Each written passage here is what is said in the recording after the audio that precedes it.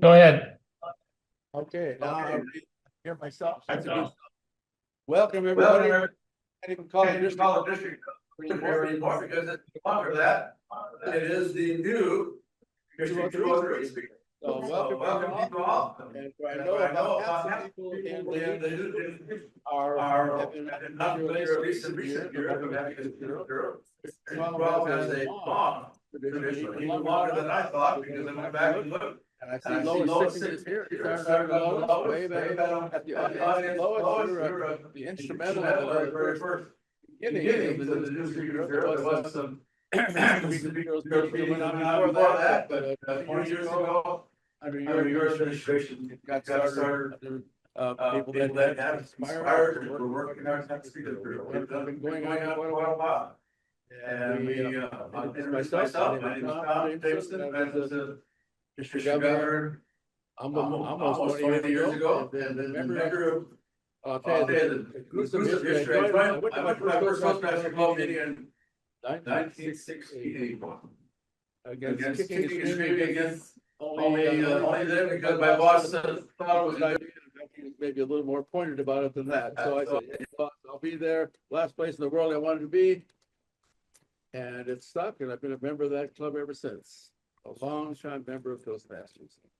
But I got excited about Speakers Bureau about 10 years ago when I took over. Connie had been Speakers Bureau chair a couple of years. I did some good and creative things, and she had so much fun. I decided to come in and do that too. So I will introduce my wife, Connie, who joined Toastmasters in 1969. So Connie, you want to come up and you have a few words to say, but we will talk to you about today. We'll give you an introduction to what Speakers Bureau is. We will get really quickly into the main program, and then we'll come back and talk some more. And we'll end up giving you our new district director, Sarah, will be coming in to tell us her vision for next year. You all want to make sure you hear that. But we'll give this microphone to my wife, and hopefully she'll give it back to me. You need to stay with me, Tom. I can do that. We will be married 62 years this summer. So I think we're joined here. If I take Toastmasters. if I play my cards right. And Speakers Bureau. As Tom stated, I was Speakers Bureau chair for a couple of years. And then I've been assisting Tom in his role now as Speakers Bureau co-chair along with Michael Hosier. Would you like me to talk about the programs a little bit? Talk about whatever you want. Whatever I want. Well, Maybe not whatever you want. I look back at all of these flyers over years and years and years, and what I determined was that most months, we have a meeting once a month, most months have been both qualified speaker candidates and featured speakers, usually, not always, but usually individuals who have already achieved QS status. But there have been some other formats. One of them is when we had a meeting in which all or most of the time is given to a program by an accredited speaker, including Cheryl Rausch, Dana Lamont, Lance Miller, Darren McCoy, and of course our own Ed Ettinghausen. In that case, pretty much the individual took over most or all of the meeting with a special program for us. A couple meetings were hosted by one of our Toastmaster clubs, and they provided the program and the participants. A couple examples, That's Debatable Club and Optimal Speakers. Several December meetings, many of you have enjoyed those. We decided instead of going dark for December, we would let people participate in showcases for the contests that were not being conducted by the district. And in most cases, that was humorous and tall tales. The voting on who did the best job for the showcase was done by the audience members. And then the winners received trophies, recycled trophies, but with new nameplates, and they look really, really nice. And then over the years, we've enjoyed special themed meetings on many topics. And these have allowed a large number of both QS and non-QS speakers to share some amazing stories. I have a list also of some of those theme meetings. I was amazed at how many we have done, but I don't know if I'm supposed to continue on. I'll pass it back to We'll Tom. bring it back later to finish up what we haven't done. All right. Okay, I have a number of people that I want to introduce in terms of thanking. First of all, I always try to either begin or end by thanking, first of all, the VA hospital, which has a room here that holds well over 100, probably 150 people. And believe it or not, we have filled it on a couple of occasions, in-person attendees coming to hear someone like the world champion and accredited speaker Dana Lamont when he came out to speak, and Cheryl Roush, I think, when she was here. And we've had some really great programs, but we had big numbers of attendance. Of course, since COVID, the attendance has dropped down significantly, but we are still right now privy to using this VA hospital room. So I appreciate the VA hospitals allowing us to use this room. I appreciate people that are in the audience, not always can make it. Sharon Kent, I wave Sharon because you're the one that puts out all our publicity. And so we appreciate your effort. And she's the one that makes the flyers and sends the publicity out. And Rob, if you get a chance, you can come up from the back of the room. He's our tech person. We'll get a chance. Okay, he's busy being techie right now, so we'll let him be recognized later, but he should not go unrecognized for his work that he's done to help keep this place going. And appreciate the district deciding that we should still have a speakers bureau. And I'll give you a little more definition. We've talked about QSs. Some of you may not know what a QS is, and we will go into that definition a little bit. But I do have a couple of people, and I'm going to start, since we're talking in person, I'm going to start with David Flores. If you are ready to say a few words to the audience, if I think I see you there. Are you there prepared? And I would say hi to, we have some guests here. Catherine Robbins is here. And all the way from Florida. We're going to keep you up past your bedtime, but good to see you here. And we have all kinds of wonderful people here. So Nancy's here. I see that. Greg Scott is here from Northern California. And we're glad to have people that are able to come from all over the place. And I think that will happen a lot more in the future. We'll probably have a lot more people attending in the future from other places. And let me start with David. Is David there or not? Can we come back to you? Yes, I'm here, Tom. Okay, go ahead, David. I know you should be online and you should be able to share your thoughts. And I'll go to Richard Snyder next to share some ideas that he wants to talk about. Thank you, Tom. Appreciate it. And good evening, everybody. I'm sorry I can't be there in person, but I was busy babysitting my granddaughter. And by the time I get done with that, I can't make it to Riverside in that area. But yeah, Speakers Bureau has been quite an enlightening adventure for me. I've had an opportunity to speak outside organizations, Kiwanis and the Rotaries and such. And it offers an opportunity to do a lot of different things as far as speakers are concerned. If you're someone who wants to do some longer presentations, Speakers Bureau is an opportunity to do so. If you're looking to do professional speaking, obviously it's a great place to practice your presentations and get those things in. But overall, it's been quite an enlightening experience to be part of the Speakers Bureau and the ability to see some really high qualified speakers, to participate in seeing how they move forward and such. But overall, I think it's a great program to have for the district.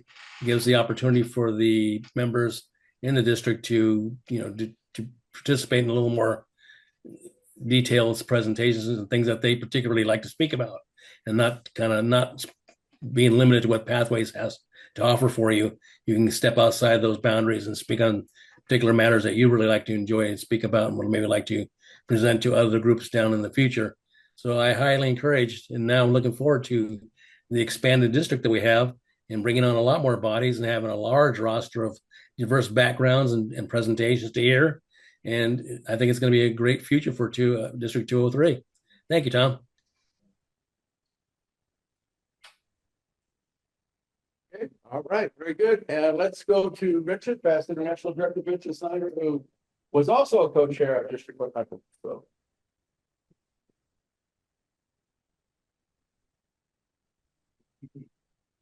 Thank you, Tom. Yes, and David and I actually co-chaired District 100 Speakers Bureau a year ago. 2 years ago, depending upon how far you go back. Connie stole some of my thunder, but actually the first Wednesday in December for the last 8 years, I believe. We have had our own little showcase. We're not supposed to call them contests. The district's allowed to do 2 contests a year. We have to do international, and then the district gets to decide, usually early in the year, what will be the second contest. Last year it was, I believe it was table topics. And we've a lot of times rotated between table topics and evaluations, but we could also do humorous, tall tales, and also I'm leaving one out. Well, and then whichever table topics or international or table topics or evaluation. So there's a total of 5 contests. The district does 2 every year, and then whichever 2 the district doesn't do, every 3, then we've had sometimes as many as 3 at our December meeting. And Tom or Connie mentioned recycled trophies. This is one of the more interesting ones. I'm still looking for the other half, but they're a lot of fun. And if you love doing tall tales or humorous speech, you've got to tickle our funny bone. Or if we're not doing evaluation that year or table topics, come on down. And I think it's better always in person if you can. But if not, they're a lot of fun, and we all enjoy them, especially the humorous speeches and the tall tales. And there are a lot of creative people there. Connie mentioned briefly some of the special meetings we've had. Some of the ones that I've really enjoyed were special memories of school as a retired teacher. And then this past year, we also celebrated special women. I thought that was a very interesting program. And several years ago, we had a special meeting for Pearl Harbor, and we actually had a veteran from World War II talk. So they're always a lot of fun. It's great when we have more people in the audience. I know nowadays people like to zoom in, but if you can make it, hey, we're in Loma Linda, it's not that far. And Forrest is about ready to take a picture, and I will hand it off back to Tom.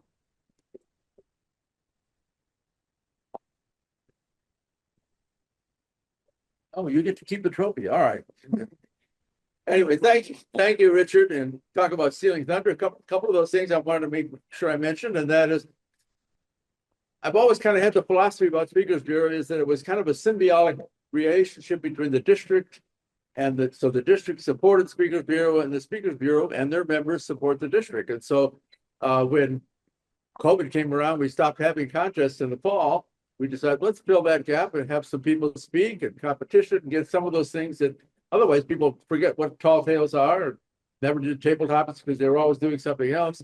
And so we provided a service at Speakers Bureau partially for the experience, giving people an opportunity to compete, but also as an instructional thing. A couple of the special programs that we had, for instance, we had one program where we had about 4 or 5 district winners of the evaluation contest come in and say how to give great evaluations. Now that's a great service just to the regular member, so he can learn how to give better evaluations. It's also a great service to the people that are trying to participate and become better and better. We did the same thing. I remember one night we had a group of about 4 or 5 people that between them had won the district international speech contest about a dozen times.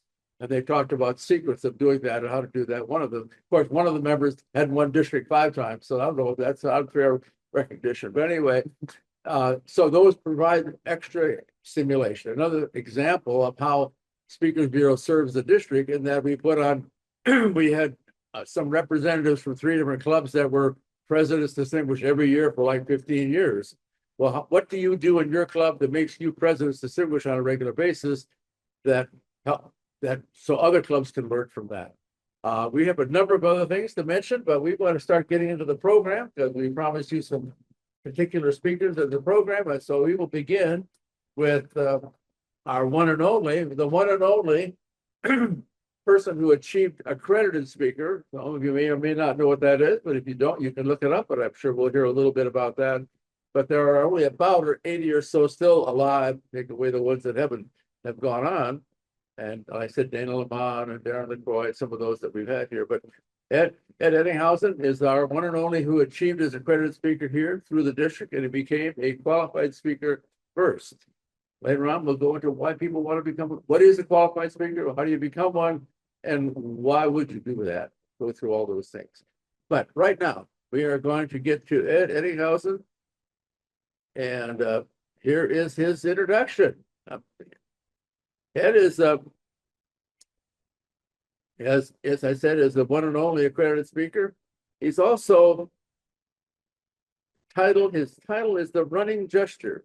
He holds over a dozen 100-mile ultra marathon world records, including a 100-mile, 313 100-mile finishes. 13th world record set 2 weeks ago, the first person to complete a 100-mile race backwards and blindfolded. So as you can tell, he isn't necessarily sane.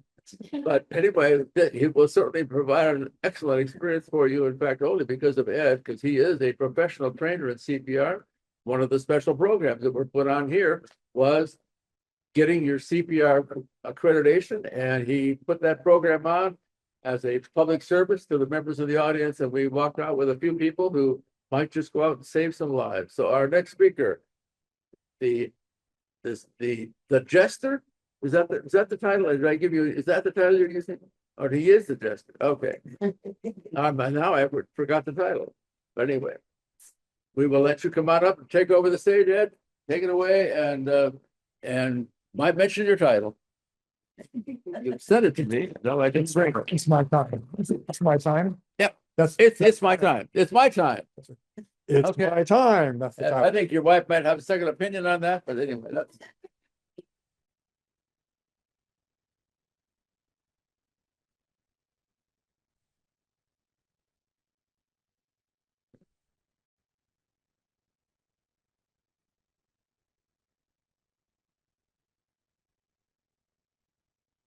Yes, 20.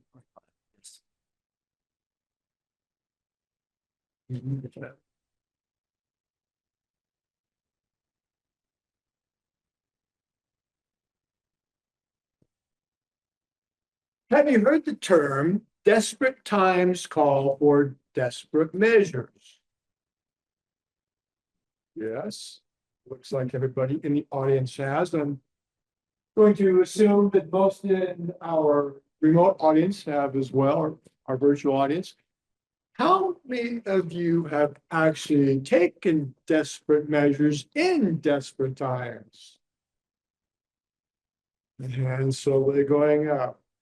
Let me tell you about Fred. Fred was desperate, about as desperate as you could be. See, Fred had started a company, and his company was just about to go under. And in fact, one of his suppliers said, "You have 1 week to pay your bill, and if you don't, we're cutting you off." Fred was desperate. Now, most of us, when we get desperate, we have a little voice that prevents us from doing stupid things that are too risky, things that are too dangerous. Well, Fred's little voice must have been on vacation, because Fred did something outrageous. He took the last $5,000 in the company's bank account, flew on a jet to Las Vegas, and bet it all at the blackjack table. Of course, you all know what happened, what could happen. The only logical thing that can happen when someone does that is they're going to lose all of their money. Not Fred.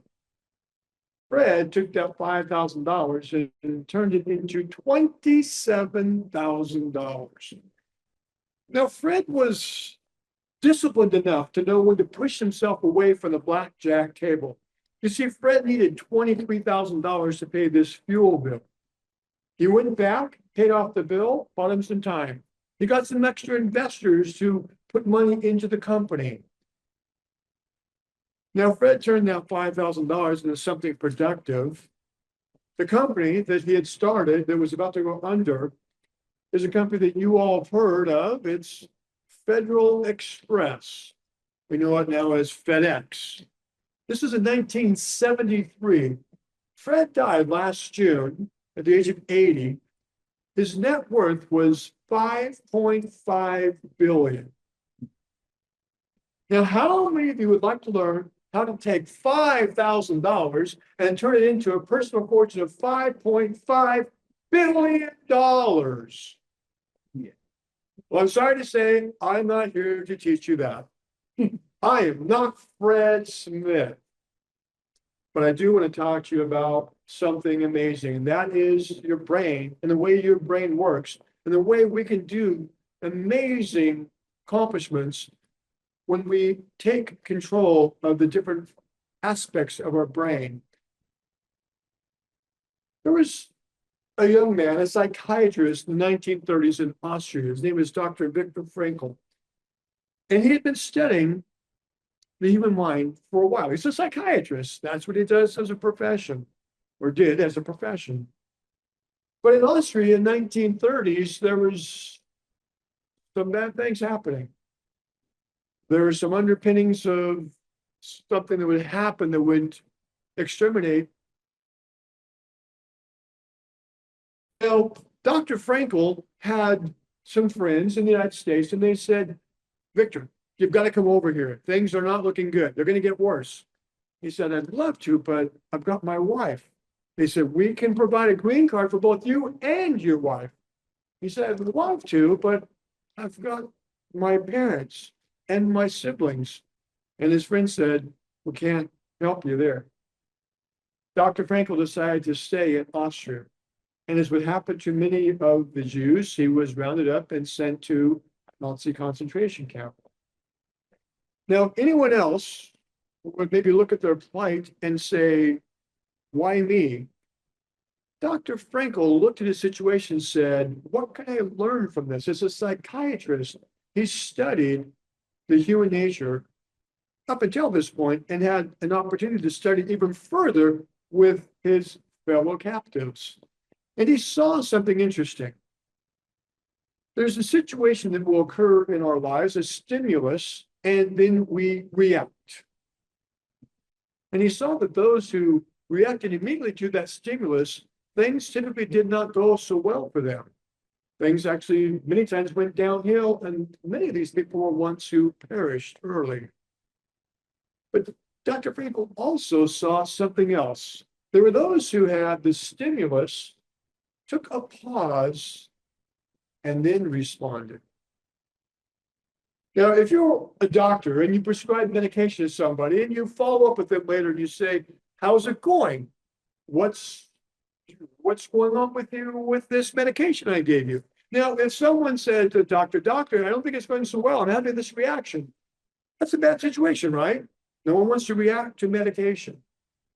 But if the patient says, doctor, I think it's going well, I'm responding okay, the way you said I should with this medication, that's a good response. Well, that's what we want to see happen in our lives. We want to respond in a good, positive way and not react emotionally. And it really comes down to this pause. Now, it was studied further, and it was determined that the way this actually happens in our brain is based on two components of our brain. There's the amygdala. The amygdala is a very primitive part of the brain, which is very reactionary. It doesn't think, it just reacts. Now you might think, well, that's a terrible thing, this amygdala just reacting. No, it's a great thing, because the amygdala is what actually saves us. Without the amygdala, we would come up with this crazy ideas and we would just follow through with them. And most of us probably wouldn't live to adulthood because if our amygdala wasn't working, we would just do risky things that are too dangerous. The amygdala's job is simply keep us safe and secure. Now, the problem with that is it also keeps us from taking risks. If you look back at Fred Smith, you might think, well, again, his amygdala must have been on vacation. Why didn't that voice stop him? I think I know why. After going through a lot of research on this subject, because to me, it's very intriguing. I'm a running coach, and I work with what I call the mind shift, getting people to shift their minds into thinking that they can do a marathon or even a 100-mile race, and even something as crazy as 100 miles backwards and blindfolded. Just because it's never been done doesn't make it impossible. The amygdala will kick in, but there's something else that works in our brain.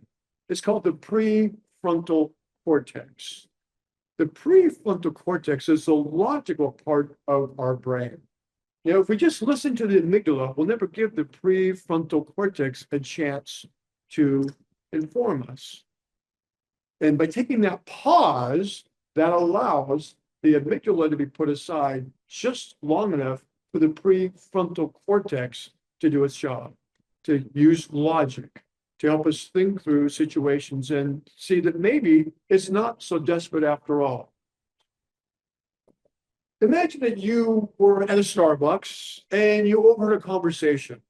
And there was someone talking to a friend and saying, you know, I really just need a side gig, a part-time job, a side hustle. I need to make a little extra money.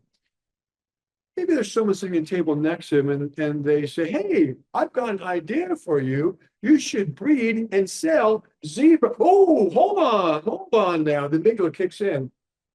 Breed and sell zebras? That is just crazy. Let me just find out how much a zebra costs. And then look up, Google it, and it's $15,000 for a zebra. A zebra is like a horse. Horses have to be fed twice a day. They need lots of veterinary care. You need lots of property. That's just crazy.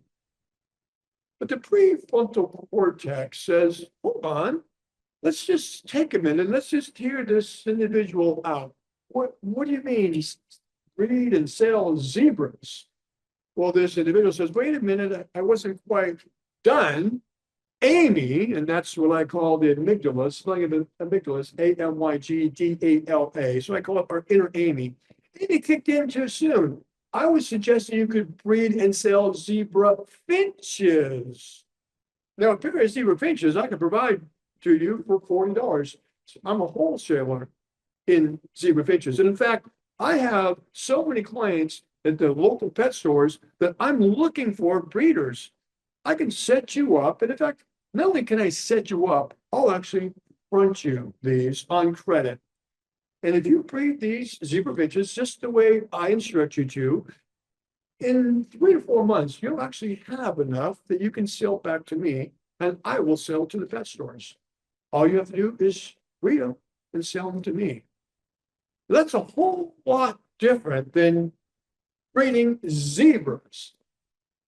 And all because our inner Amy, or that inner Amy, kicked in and said, no, it's impossible.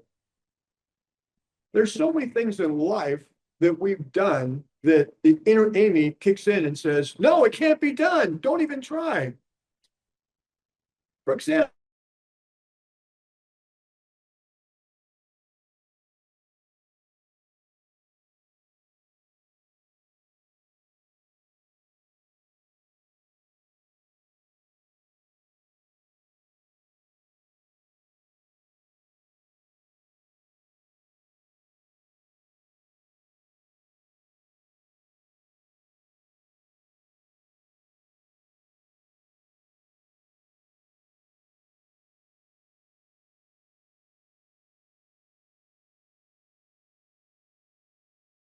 another question, another member answered, and then they looked at us.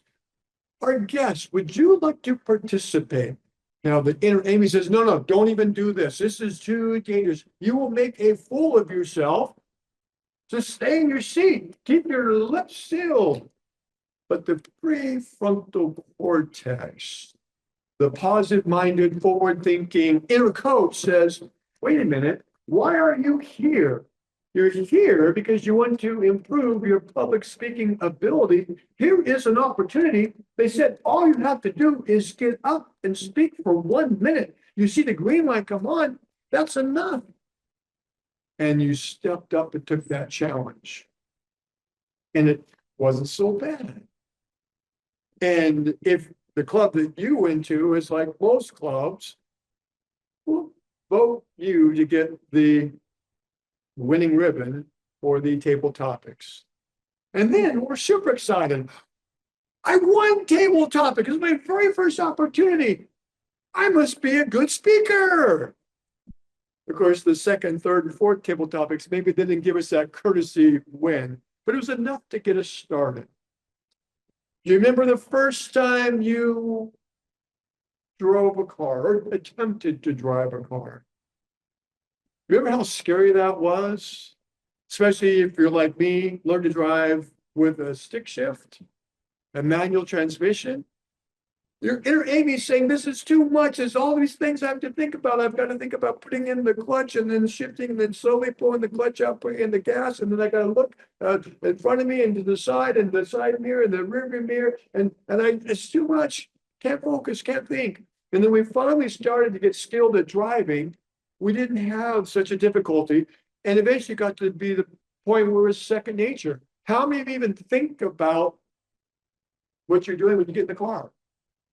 Well, we know lots of people don't think about what they're going to think of the car because we see what happens. So hopefully you're thinking at least a little bit, but it does become second nature. But you had to overcome that inner Amy that was telling you too difficult, too hard, don't even try, don't even risk it. I've learned this in running. I went to my first ultra marathon. This is back in 2009. I'd done a few marathons and had the opportunity to do an ultra marathon. An ultra marathon is anything that's beyond a marathon, 26.2 miles. Now, I know there are two people in this room at least, and maybe in the audience there's more, who have completed a marathon. My lovely bride's done a couple of marathons and a 50K and even a 100-mile race. I know, Richard, you've done five full marathons. Yes. Anybody else in the room? Have you done a marathon? Okay. Thank you. Yes? Okay, good. That's what it's all about. It's about trying. So I had done a few marathons. I had the opportunity to do this ultra marathon. I showed up, parked in the parking area, and walked past the cars to the area where you get your packet pickup at the start area. And as I walked past these cars, I noticed these window decals on the back of the cars: Leadville Trail 100, Western States 100, Badwater 135. I was completely out of my league. I'd never done a 100-mile race. I'd never done anything more than 26.2 miles. I went, got my packet, went back to my car, and I sat in my car.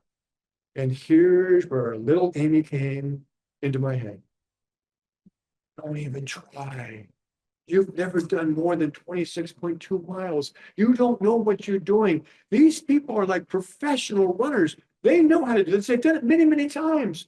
And what if you get hurt? You know, you could get hurt. People die doing marathons, and you're trying to do more than a marathon. And then, what if you make a fool of yourself?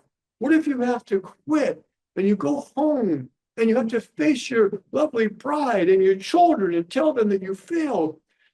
You're better off just driving home.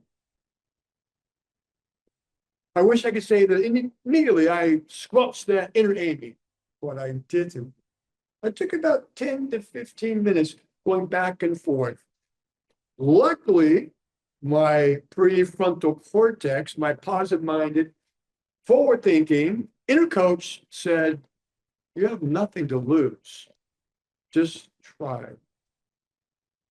And my wife came in the afternoon to crew me. She knew even less about ultramarathons than I knew, but she was there for moral support and to do whatever she could.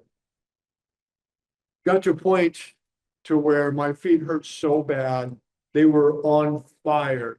This just like raw hamburger. I just could feel it, burning sensation.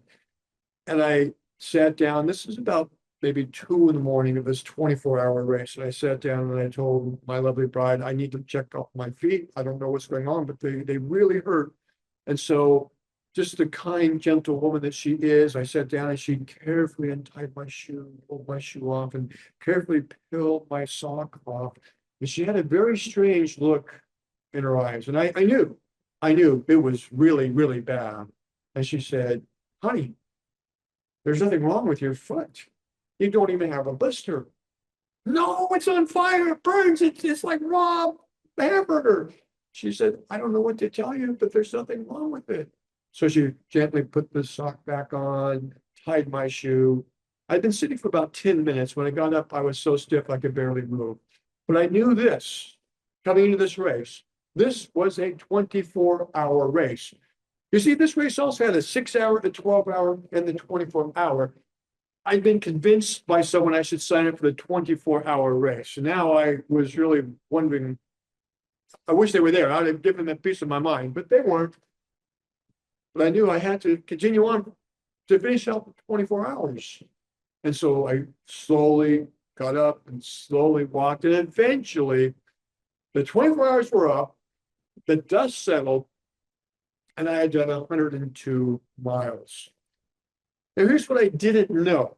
I didn't know that that's not the way you're supposed to do a 100-mile race. The way you're supposed to do it is you start with marathons, and then you move up to a 50K, which is 31 miles.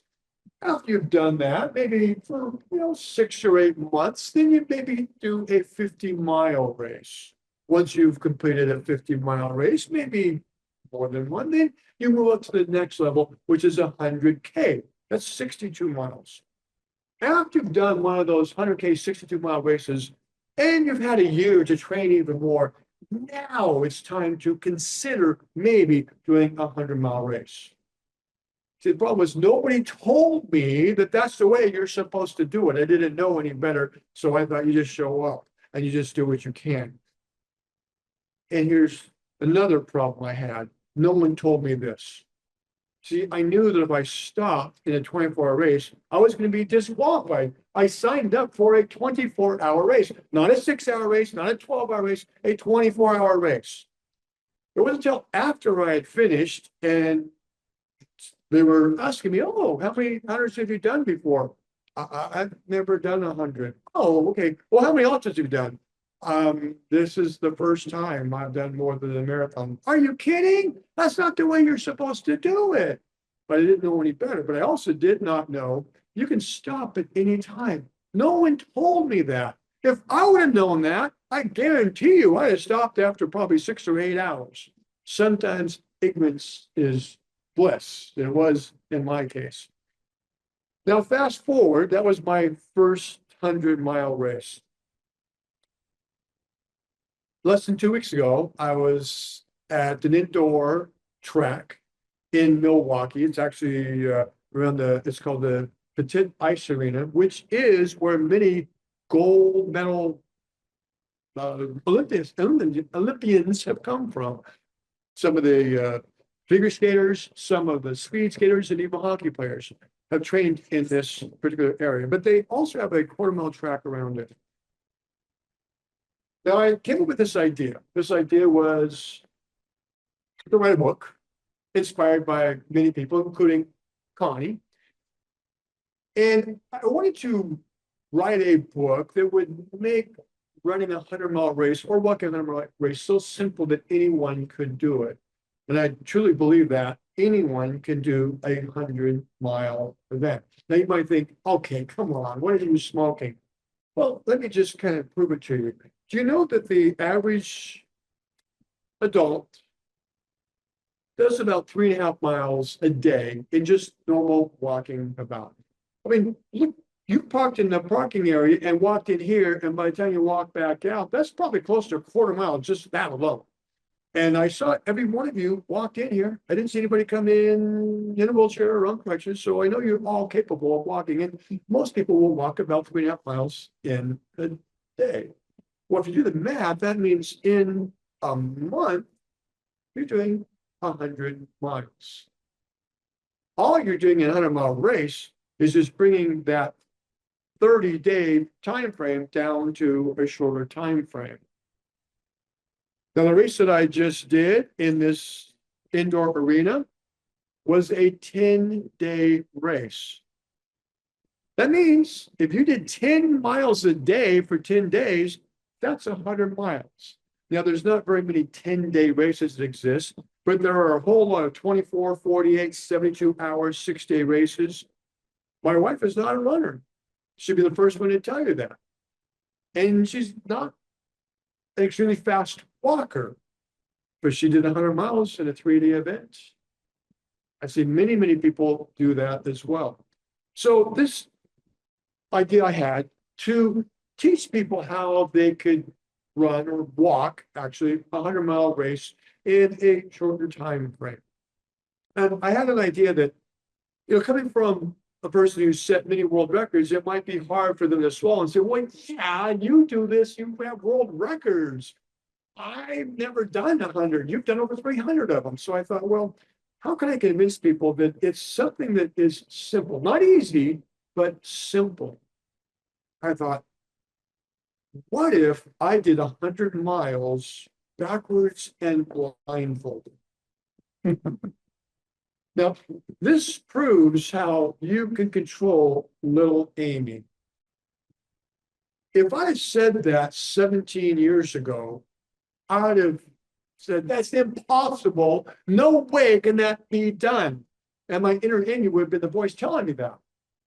But see, my inner Amy voice didn't even put up a single word of opposition, because inner Amy knows what I've done. My prefrontal cortex said, sure, it can be done. We just need to find the right venue, the right location, the right race, make sure it's okay with the race director, and then find a friend who would be willing to accompany me, because again, blindfolded backwards. So I need someone to be there to hold my arm the whole time. Now, here is the problem I now face. This is back in January when I came up with this idea. I want to write a book, run a 100-mile race, walk a 100-mile race. Anybody can do it. It's so simple, not easy, but simple. You can even do it backwards and blindfolded. Now, for me, that was an easy way to put off writing my book. Well, I can't write the book until I do my 100-mile race backwards and blindfolded. I just did it less than 2 weeks ago. And now I don't have an excuse. I guess I now have to sit down and write that book. There was a journalist who interviewed many professionals and asked, what's your mantra? Do you have a mantra? What's your mantra? One of the individuals she interviewed said, I don't have a mantra, but I will tell you about something I learned from my second grade teacher.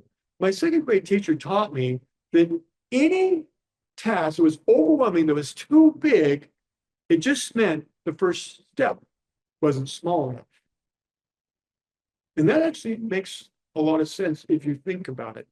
Think about a goal that you may have had in the past, some big outrageous dream. And when you think about it, your inner Amy is going to come through and say, no, don't do it. You thought about this 20 years ago. You didn't do it. And we all know the best time to plant a tree is 20 years ago. Well, the second best time to plant a tree is right now. But your inner Amy is going to try and defeat the prefrontal cortex and convince you how you cannot do it. It's too difficult. It's too risky. It's too big. But when you start bringing it down to smaller steps, it's maybe not too big after all. For example, to do a 100-mile race, 100-mile race is 200,000 steps. That's a lot of steps, but really it's pretty basic. 1, 2, 3, 4, 5, 6, 7, 8, 9, 10. Look at that. All right, 10 steps to 200,000 steps. It's a skill that all of you have, but you just don't realize you can put it into that type of a situation and complete a marathon, which is 52,000 steps, or a 100-mile race, which is 100,000 steps. So coming back to you and your goal, I would challenge you to think of a goal that you've had in the past, and inner Amy always comes through, tells you it can't be done. She'll do it again. That's her job, trying to protect you, trying to keep you safe and secure. But listen to your positive-minded, forward-thinking inner coach, the prefrontal cortex, and bring that down into smaller steps. Now, I'm going to take the challenge myself, because again, writing a book is something I've been wanting to do for many, many years. I've never done it because it's too overwhelming. My inner Amy keeps telling me, no, it's too big. You can't do it. So I've decided to bring it down to a smaller step. I'm going to encourage you to do the same thing with any big goal you have. 3 steps I'm going to suggest that you do. First, bring it down to the smallest possible step that makes it doable. Again, 100-mile race, I wouldn't expect you to go out and try and do a 100-mile race your first time out. I would expect you to do a marathon, even a half marathon, maybe not even 10K, maybe a 5K race. Bring it down to the smallest step possible. And then have a start date. If you have the smallest step possible, now all we need to do is determine when do you start. And there's no better time to start than today or maybe tomorrow. Then you might think, well, I don't even have a clue how to run a race. If that was my goal, I don't know where to begin. You're saying start, maybe do a few steps, but there's got to be more to it than that. There is. And if you surround yourself with like-minded people, it makes it much easier. You might think, well, where would I find like-minded people? I know to become a better public speaker, there's Toastmasters, but Toastmasters is not a group of people that are doing marathons. Where would I find a group of people doing marathons? Well, Richard, about a half mile from where we are right at this moment, where could we find people that start out with one single mile on the first Sunday in August? Loma Linda Lopers. Every Sunday morning at 6:30 at the Drayson Hall. It's a half mile from here. They start a new program on August 2. You do 1 mile. The second Sunday, you do 2 miles. Anyone can do 1 mile. Anyone think, well, I'm not from Loma Linda. I'm from Riverside. Well, there's a club called Riverside Road Runners. Same thing. August 2, Sunday morning at the Citrus Heritage Park. 1 mile to start with. Break it down to the simplest, easiest step possible and have a start date. By doing that, you overcome the inner Amy voice and you start letting the prefrontal cortex take control. Every single thing that you've done or even attempted, you have survived. You're here, you're alive, you survived it. Now, maybe you failed on certain times, but you've still survived. That's my challenge to you. Take that goal, find that simple, small step, put a start date on it and an end date on it. Find people in the community that can help you with that and support you and keep you accountable, and you're on your way.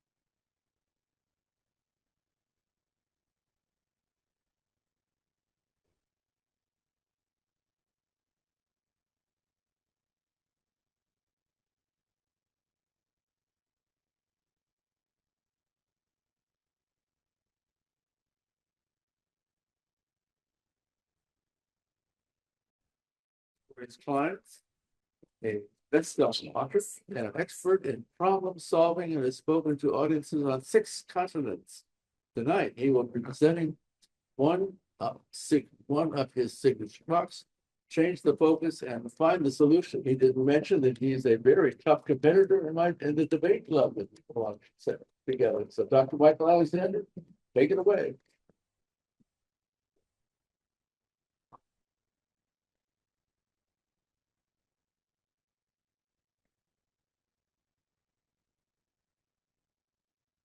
You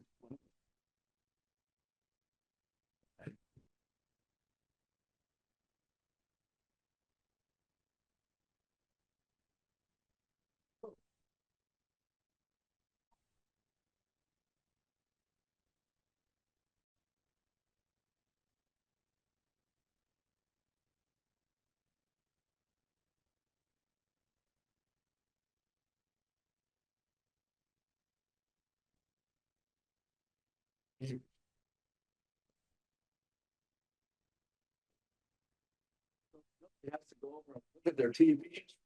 United States won the soccer game. That's the good news. The bad news is you can read in the news tomorrow.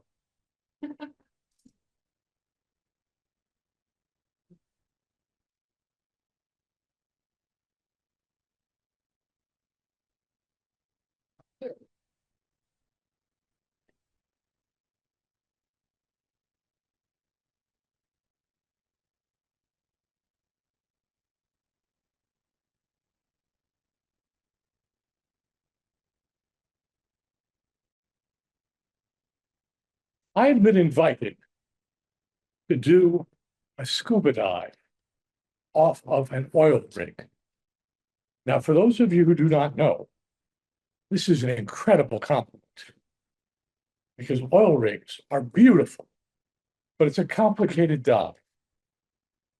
It's not the simple one. You don't just put on your neoprene suit. You don't just put 20 pounds of air on your back to keep your lungs, from being crushed by the weight of the water. And of course, being able to breathe is useful too. Not only do your lungs get crushed if you don't have the air, your blood vessels do. But I'd been invited, and I was ready. I was excited. I joined my fellows. We got off the boat. We watched each other carefully, and we descended 20 feet, 30 feet, 50 feet, 90 feet. And then we looked at each other and we checked. We had air. We were all set, and we descended. No, they descended. I got vertigo. Suddenly, the entire world started to spin around me so fast. I'll swear I was staring at the same place. My eyes told me that, but my body said, I'm going around and around and around. But that's not the scary part. The scary part is I didn't know which way was up and which way was down. Now, what does a scuba diver do in a situation like that? They die. They either mistakenly go down in the wrong direction until they run out of that air we're talking about, or they go up so fast that the air in their lungs and the air in their blood explodes and they die. But my daddy didn't raise me to go out that easily. And so I said, I don't know which way is up, but the bubbles know. And so I followed the bubbles, not the big ones. They go up too fast. The small ones. I took the time to think, the small ones. And I followed them up. I stopped, gave the air in my body time to adjust, and made it safely to the top. I survived because I didn't look at what I didn't know. I looked at what I did know. Concentrate on the fact that you don't know which way is up and which way is down. Focus on that, and you're dead. But I changed the focus, and I found the solution, and I lived. When you face a problem, you concentrate on what's wrong. We're trained to look at a problem with laser-like precision. That's not where the answer is. That's where the problem is. Look sideways. That's where you'll find the answer. change the focus, find solution. Now, I mentioned my daddy. I wasn't just being folksy. I've got a story of his, which explains where I learned to think that way. My father was in college. He was on the swim team. Yeah, water runs in my family. And at this college party, big, hulky Moose, the champion of the state wrestling federation, decided to start teasing my father. Swimming isn't a real sport. It's nothing. You want to really be a man, wrestle. Because what you're doing, wimpy. And my father listed this man, trying to emasculate him, and smiled and said, okay, Moose, I'll take you on. And everybody at the party said, what are you, nuts? This is the champion of the State Wrestling Confederation. He will break you in half. And my father smiled and said, I got this. Ray, you're crazy. He's a killer. He will destroy you. I got this. And so they went down to the gym. And then suddenly Moose went to the left and my father went to the right. And Moose said, what are you doing? The mats are this way. And my father smiled and said, your sport, my turf. The pool is this way. Because what my father remembered is that a wrestler starves every ounce of fat off of his body, so he's in a lower weight class. And how much buoyancy does that give him? None. So they got in the pool, and Moose went straight to the bottom. And he came up sputtering for breath, trying desperately to survive. And my father sort of danced around him, comfortably out of reach, until Moose was begging for help. When you're faced with a problem, when you're faced with something you don't know how to do, what do? Do you take the problem's turf and its sport and let it control you? Or do you look at the problem and say, your sport, my turf, this is what I know. This is how I'm going to not get broken by that champion of the State Wrestling Federation, or whatever the problem is. Change the focus, find the solution. Don't fight on his turf, fight on yours. Now, Father's story is a bit of a David and Goliath story. You know the story of David and Goliath, right? Did you ever really think about it, or did you say it's in the Bible? Let's think about it. The Philistine army and the Jewish army met on the plains. The Philistines were convinced they were going to destroy the Jewish army. But there was a tradition at that point that rather than everybody dying, we should be so smart. The Philistines sent out their champion, and the Jews were offered a chance to send out theirs. Well, sure enough, just like Moose and my father, the Philistines sent out a giant of a man, huge, tall. And they say he's a giant. For those of you who know wrestling, Andre the Giant, 6'7", it's enough to be a giant.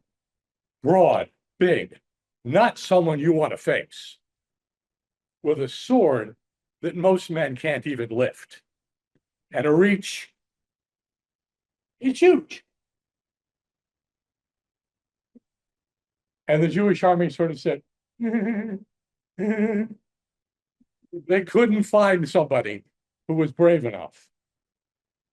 Until one small boy walked forward and said,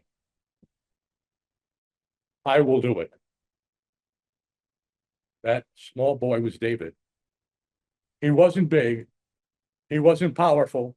He probably couldn't have lifted Goliath's sword. But he said, as my father had it, I got this. The king was so grateful. He said, "You're willing to die for us?" And David said, "No, I'm willing to win for us." And the king said, "I have the finest armor in the land. Let me give it to you." And David said, "I don't need it. I got this." Because David was a slinger. He was a shepherd. And when the wolves threatened his flock, he'd take a rock and a sling, and he would kill the wolves and save his sheep. He went down onto the plain with a sling. And Goliath laughed. "Ah, small boy, not even sword. What am I afraid of?" And David reached over and picked up a rock and put it in his sling. And he started to spin the sling faster and faster and faster and faster and faster. And he let loose. And that rock went straight forward, hitting Goliath right there in the forehead. And Goliath went down, and he didn't get up. Now, it's a Bible story. So many people assume that David won because he had the Lord's favor. I'm not going to tell you that he didn't have the Lord's favor. But David won because Goliath brought a knife to a gunfight. He didn't say, "This is what the rules are. He has a sword, I'll have a sword." He said, "I'm going to face him on my terms." He changed the focus. He found the solution. He said, "Sword fight, your sport. Sling, my turf." That's how you stay alive. That's how your army defeats their army. No matter how big the challenge, it's not a matter of big. It's a matter of smart. It's a matter of thinking. Now, if you'll forgive me, because I like to talk about my father, he's one of my heroes. I want to tell you a story about my father, another story. My father is the man who invented the barcode. This is a true story. He did. How did that happen, you ask? 10 seconds of brilliance. That's all. 10 seconds. My father walked from his office, went down the hallway, went past the office of a friend of his. That man is Frank Stites, a name you probably have never heard of and probably never will again. And he said, "Frank, what are you doing for lunch?" Frank said, "I'm free." So while they sat down at lunch, my father said, "So what are you working on?" "Well, railroad cars run on other companies' tracks. And the way you tell whose car is on your tracks is you write down the number on the side of the car." Pretty straightforward and simple.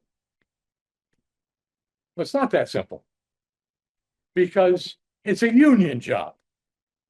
And it's a soft union job, nothing against unions, but it goes to the guys who are older or a little squinty-eyed. And at that point in their careers, they don't really care. So they get the numbers backwards or wrong. And it costs a fortune. So the National Railroad Association put out a bid for someone to find a better way, an electronic way to solve the problem. So what are you going to do? Well, we've got these colored strips.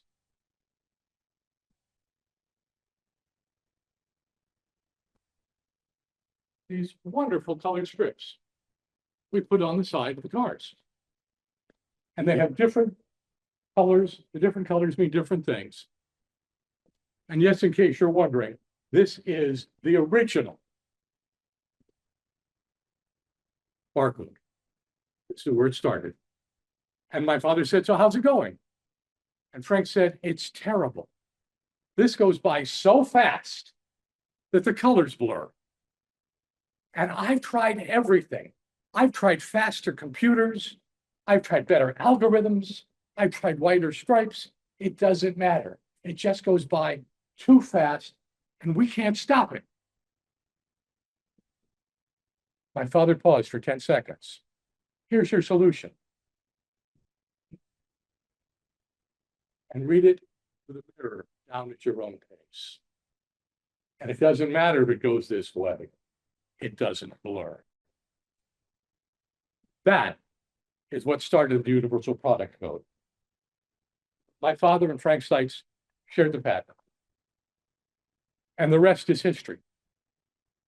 The rest is on your bottles, your Wrigley's Juicy Fruit, your cans of dog food. And all because my father, instead of saying, well, it can't be solved, it's just going to be too fast, said, why don't you take control of the speed yourself? Now I have one more story which I'm going to share with you guys before I leave. One more example, taking a situation, a problem, and solving it on your own. And I'm going to need the Jamesons to help me with this one. This is a story of a gentleman who was known for, let's say, behaving inappropriately with all of the ladies in town. And for the benefit of this story, I'm going to be that gentleman. Connie will be my lovely assistant who doesn't want me to kill. Because in this town, if a gentleman is sentenced to death for adultery, for example, he is given a chance. They put 2 slips of paper into a hat. One says live, and the other says die. Now, Tom is in charge of protecting his wife. So Tom will now write live or die, one on each of these. But we all know Tom is a very jealous man. And what he's going to do is write die on both of them. So whichever slip I pull, it's going to say die. Now, Connie, having seen him do this, is going to come up and whisper in my ear to tell me that no matter what slip I pull, I'm going to die. Connie, if you would.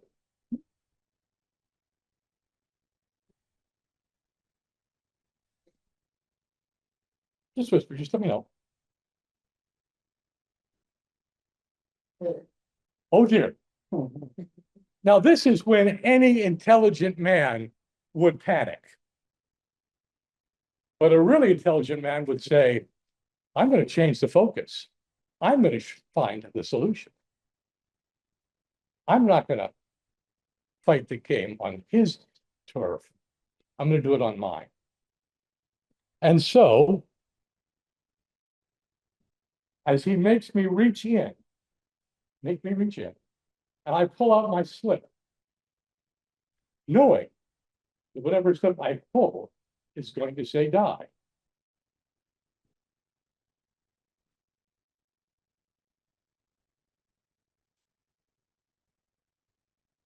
But he didn't read it, says Tom. How do we know what it says? Well, I know it's the opposite of what's left. And that is my final example of changing the focus. Don't focus on what's in the hat, because you know that's going to kill you. Focus on what is going to be left. And that's the solution. People, as you go through life, don't let yourself be caught up in the blinders that are so easy. Don't Don't look at the fact that you don't know up from down. Don't look at how big Moose or Goliath are, or how long the sword. Don't say, well, it's gonna blur, it's gonna blur. And definitely don't say, whatever I pull, it's gonna kill me. Change your mindset, change the focus, find the solution, and you'll do very well. Now, Tom's still gonna watch Counting Like a Hawk, but what can I do? Thank you, Tom.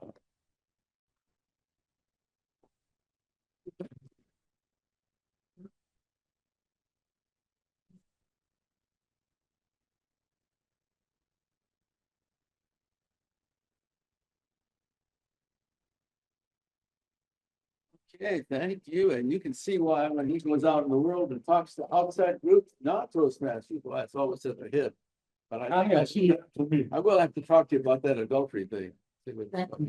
Anyway, we have, I'm sure, a speaker that most of us are anxious to hear what her vision is for next year. I mentioned being a Toastmaster all of these years. I think that means that I've had 57 different district governors and district directors over the years. And I can tell you, I am very sincerely happy to see that she will be a new district governor next year, a qualified speaker in the district, rightfully heard, before she was stepping through all this responsibility. And we are so proud to hear what her vision will be for our next year. Sarah Cairney, come on down.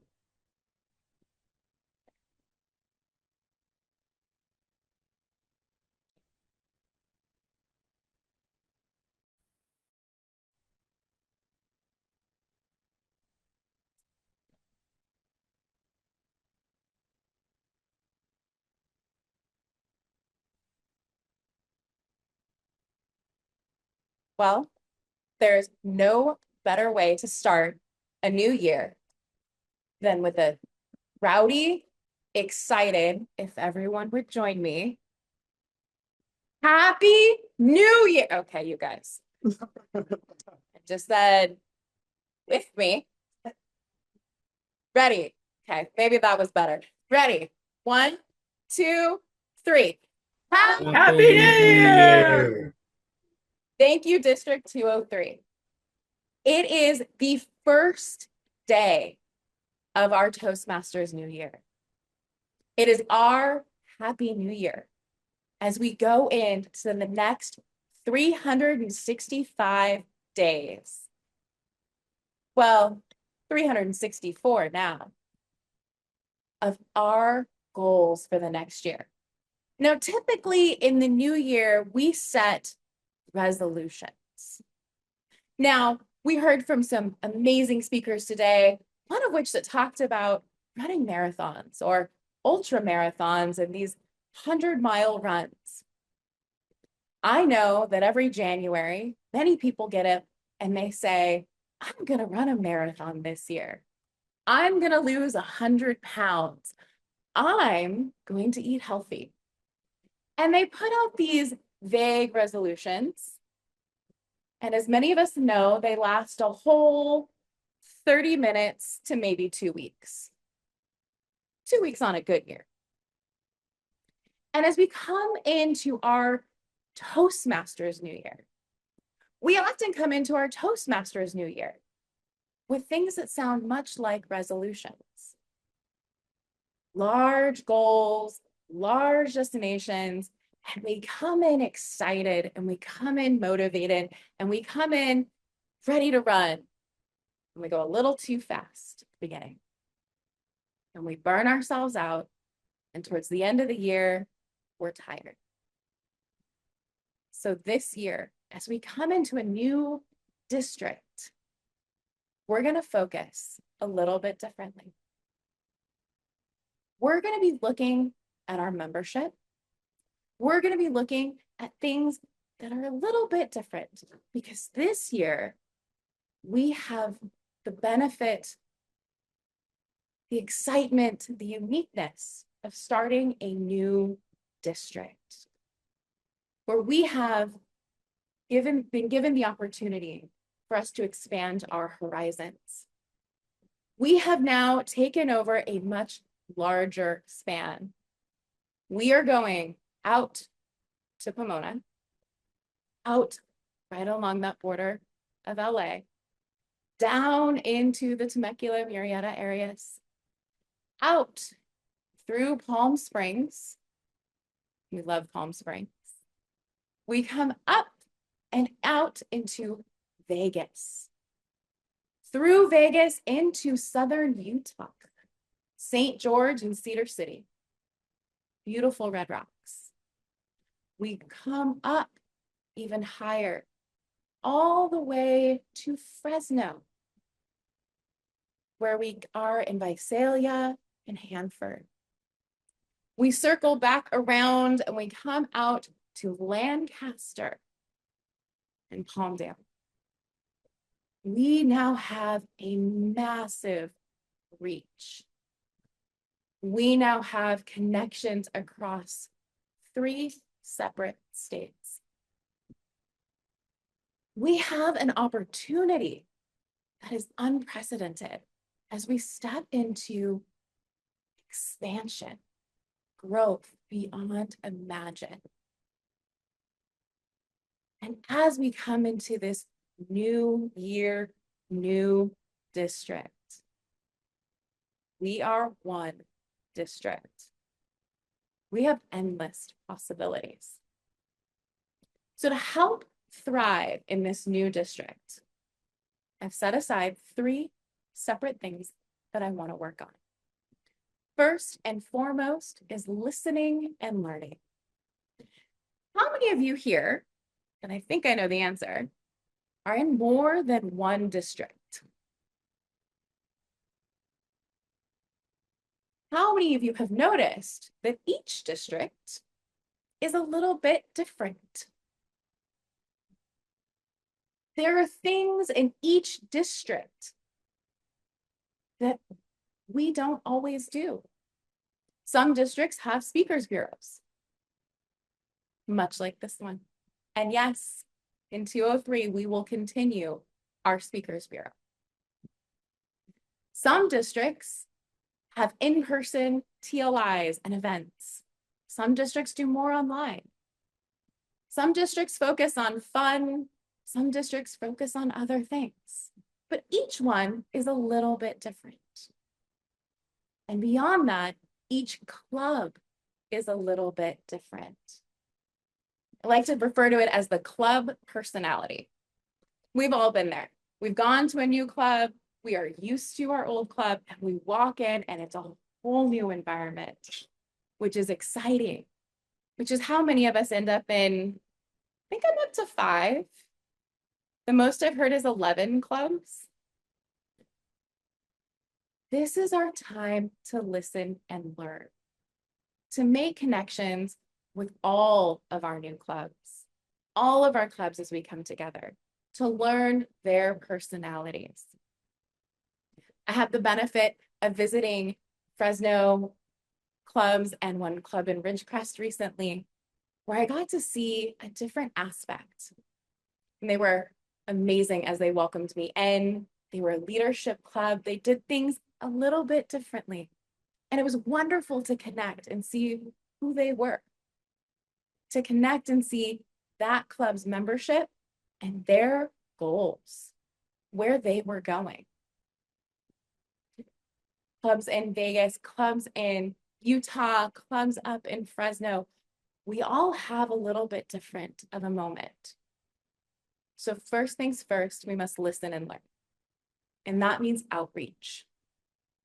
We will be visiting clubs, connecting with them, getting to know them, working with our division directors and area directors to make those connections and learn each club's personality and each member's goals as they move through their Toastmasters year. Because each one of us is starting something we want to get out of this. For some of us, we are terrified of this public speaking moment. For some of us, we've been doing this for so long, we're comfortable here. And now we need to go be world champion of public speaking. or start networking to make that new business.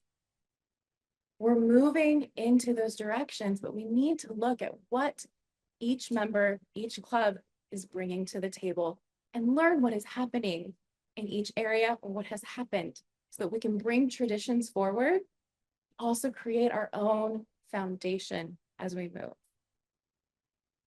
On that note, as we move forward, we need to continue with our community. One of the greatest things in Toastmasters is knowing there's always someone at the other end of the line when I have a question. Making those connections with each individual person. Making those connections with each other. Whether that's through events, online, communication in general. We need to maintain a sense of community together. We can't be Southern California, Central, Vegas over there. Now we come together as one district together. So you'll see this year goals around meetings, events, getting together. Even if it's just an online quick check-in that you need to connect with. Making sure that we're responding and communicating with each other. Making sure that we're connecting in those moments so that we have time. We have a sense of who we are as a district. Often when things change, we lose that sense of community, that sense of family that we've come to grow and know each other as. And additionally, we're going to be focused on growth and development. We are going to have focus towards not just growth, club-wise, but individual growth, those learning moments, those aha moments as we move forward. We also need to make sure that while we are doing this, we are sharing the message of Toastmasters. Has anyone else heard the term Toastmasters is the best kept secret? We all heard that phrase before. Why are we keeping it a secret? Do all of your friends know that you're a Toastmaster? Do all your friends' friends know that you're a Toastmaster? Possibly. We often don't bring this side of our lives out and share it with everyone around us. Now, we have an opportunity to help other people learn and grow, especially with a reach as far as ours. We can bring clubs to spaces that never thought they could have a club. Rural areas that we maybe think won't work may just have an opportunity to do something impactful. So be considering those areas that we can share what we know, what we've learned, and the message that is Toastmasters. Whether that just adds more people to clubs, bring someone in that is craving that community, that learning, that growth. We want to make sure that we are there for them, that we're preparing these opportunities for them.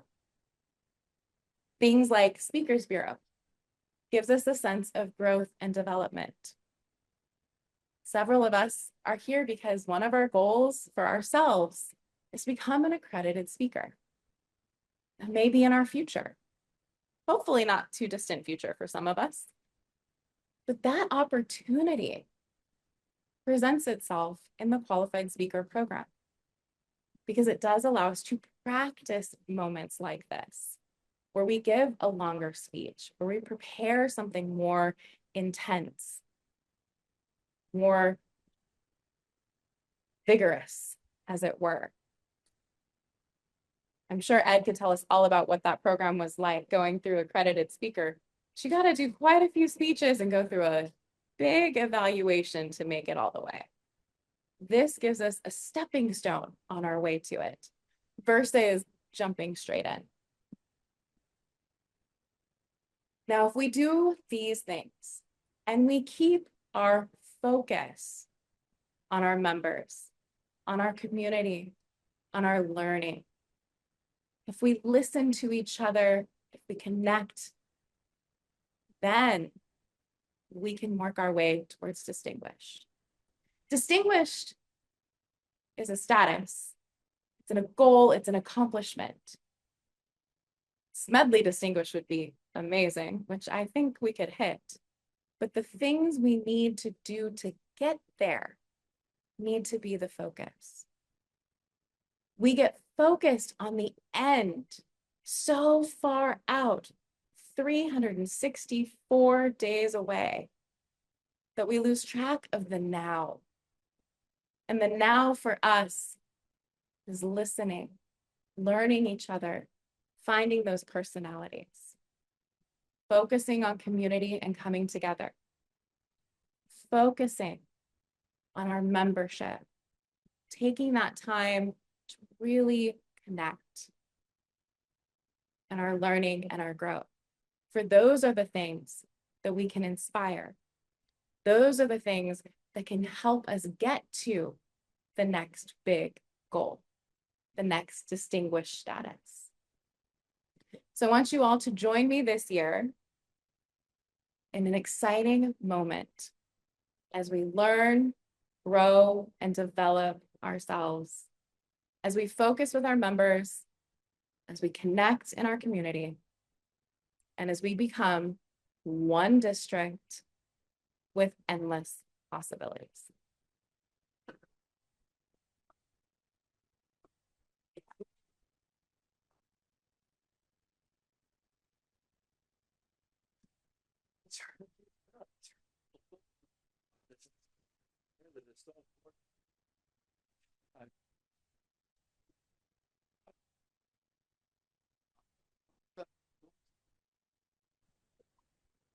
Time that nobody ever joined Toastmasters International. They joined a club.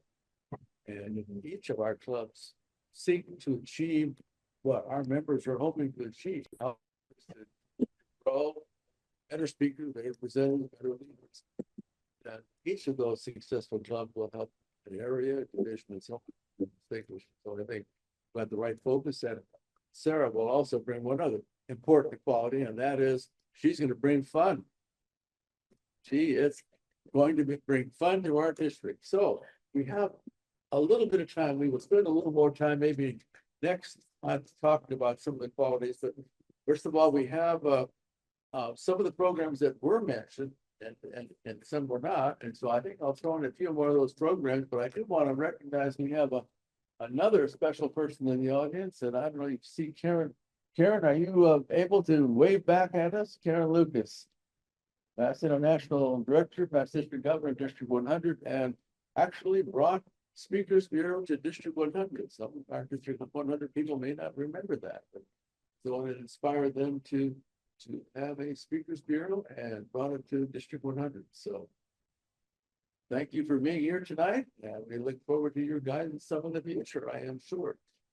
Some of the things I want to mention is that we had some other programs, and we'll go over that, but we'll talk about QS. There are QS, qualified speaker is a thing we came up with a number of years ago, and probably about 10 or 12 years ago, when we started actually recognizing that certain group of people that had achieved a certain level of presentation. One of the things I do call it qualified speaker QS, and there's a little pin, all of us are wearing a little pin that says District 12, and it will be, I've been assured there'll be new pins for the new district. And so there'll be District 203 pins. So it'll give us a new goal to shoot for. But qualified speakers are about 35 or so active qualified speakers in District 12. And the way you became, you have to attend a number of meetings, 5 meetings. You have to achieve a certain, either already be an ETM. And most of our qualified speakers are DTM, not all of them, but most of them.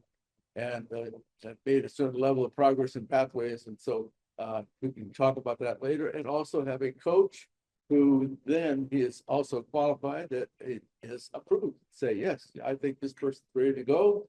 They will be the one introducing. Then they're submitted to, after they give their 20-minute presentation, we schedule them to a presentation. They give their 20-minute presentation, and then they are subjected to another 10 minutes of evaluation, usually only by other qualified speakers. I can tell you this, the old story, back in 20 years ago or 15 years ago, the speaker was not on the people we're not allowed to say anything positive. So you had to go through the gauntlet of standing there for 10 minutes while other qualified speakers whose opinions you respected severely suggested you might make some changes. But we don't do that anymore. You get to hear the good stuff too. But you do get, and then there's a vote. Yeah, we have 2 minutes vote of the existing qualified speakers. I have a definition for what a qualified speaker is, and basically my definition is it's the highest level of recognition that the district bestows upon a speaker for presentations. There's a world of difference between winning the international speech contest in 5 to 7 minutes and being able to hold an audience for 20 minutes, be able to stand there and be able to present to people that are Toastmasters and people that are non-Toastmasters, to go into another room and be able to hold their attention, go to a group of 50 Rotarians or so on, and be able to hold their attention and give them something they want to hear. I'm looking to hopefully if someone becomes qualified as they have a subject that they can present that there is an audience for. And the qualified speeches that achieve that are not cookie cutter speeches. They are a world of difference from one speaker to the next. We've had age differences, believe it or not, from as high as 95 with very little stage presence, sat on a stool in the front of the room and gave a story that was so spellbinding you would not want to ever have missed the speech, and yet did not walk around because he was 95 years old, and he that was the length of his ability to spin this story, true story of growing up under Nazi Germany and what it was like to be a 17-year-old being occupied by an power. And it goes all the way down to, we had a 22-year-old who had been designated as autistic as a child, came in and gave a tremendous speech on his second try, by the way, did not make it, Brian, but did not make it on the first time. We have somebody who was in prison for 7 years and came in and talked about his experiences, and he qualified. We have, and our youngest of all was one I always mention is Nathan, who was 18 when he qualified. But he wasn't exactly inexperienced because he had been speaking and competing and winning significant $5,000 in the Lions Club statewide speech contest. So he had been going to Gavel clubs, which is something I really wish we did more of, but Gavel clubs and focusing on our youth. So we have all kinds of programs like that. We have young people that have come through. And so it's not just all about the same subject. So you hear some of those in the future. We'll schedule some of those in the upcoming days. That we'll be able to find out what that's like. Basically, that's a little bit about what Speakers Bureau is. Do I have any, especially questions from those who maybe not from District 12, but from another district? Is there anyone here from the other districts that are joining together with us tonight that has any questions? If you do have questions, the flyer that would have gone out to everybody would have my contact information. I'd be more than glad to answer questions and talk to you about that and give you suggestions on how to approach going on. Yes. Yeah, I want to make a quick statement. Say a few words. This is the future chair of District 100 Speakers Bureaus, Forrest, Co-chair. and a qualified speaker here. Hi, everybody. My name's Forrest. For those online, I want to say thank you for hanging in there. We've been working out some tech issues. We're using my MacBook actually for me to communicate with you. This is just a dummy prop right now, in case you were wondering. What we're looking for as well is we're looking for people to help out with tech. We have Rob in the back who's doing the job of 3 people. And I have to say he's doing a fantastic job.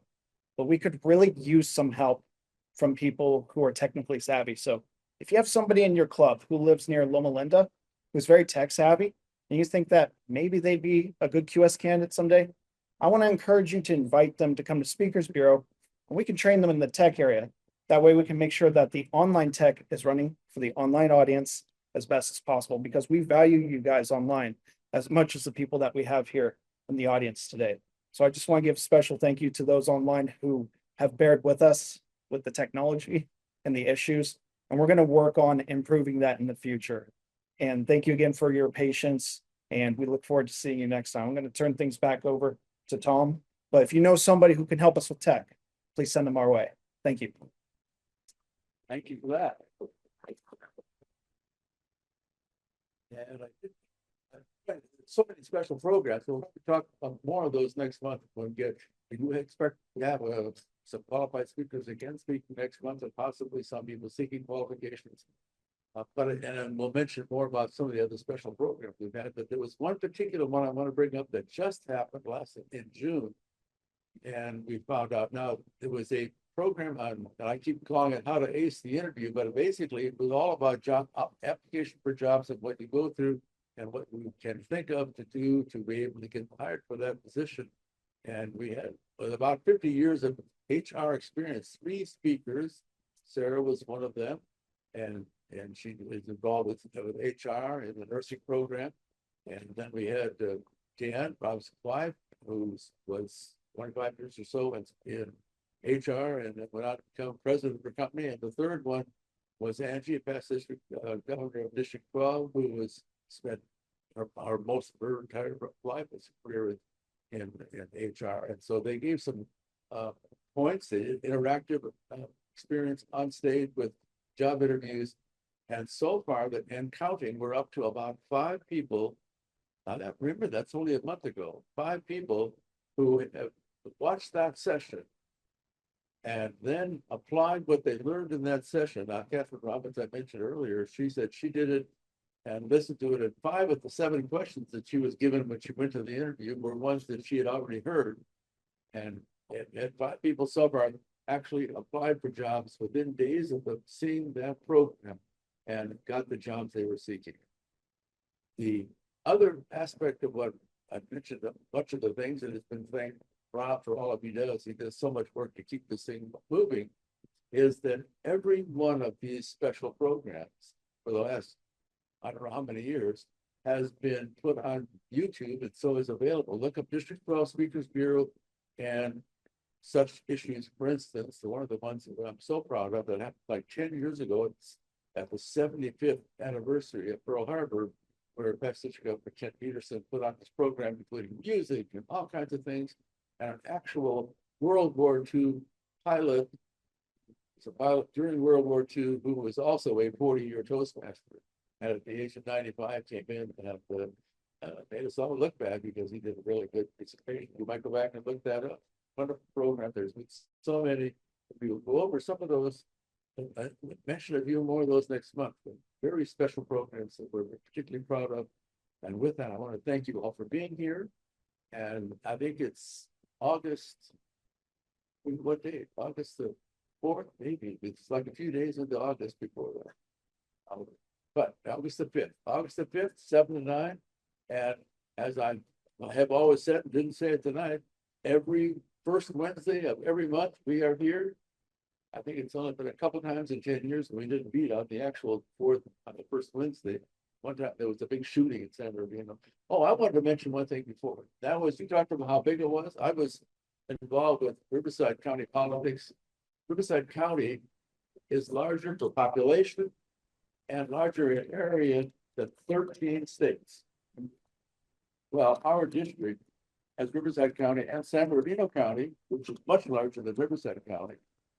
And then the rest of it too. So we're probably bigger than half the states in the country. Geographic area and probably Indian population too. But a new experience for us. And we look forward to having as many attendees as possible. We have a hand.